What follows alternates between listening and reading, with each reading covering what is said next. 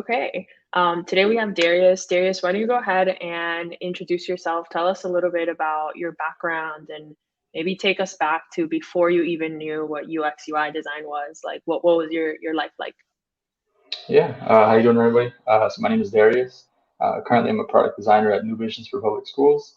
I help design the attendance and academic section of the portal, which is the product that New Visions created. Um, I guess to bring it back, I started in the summer of 2021.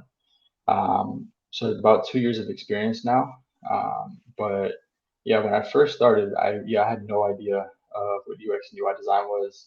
I wasn't even like tech savvy. I remember just thinking about it back then. Like I think I maybe knew how to like copy paste. That was probably the most technical thing I could do back then. I had a very so I was in my senior year of college where I started to realize like I needed to find somewhere to kind of put my interest and like develop some skills. I had a traditional like research background. I had a bachelor's and an associate's degree in urban studies and sociology. So I studied cities, group behavior patterns. I did some research.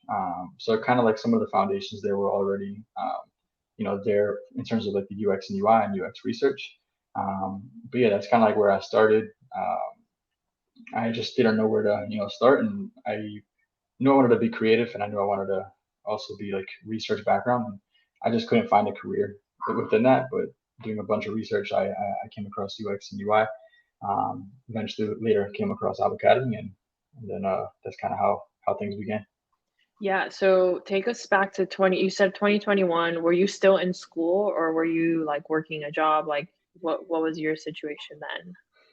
Yeah, I was my senior year, I think. Yeah, like towards like right before I was going to graduate. So I think we first met in like May 2021 or April 2021, where I first took that the 30-minute mentor meeting.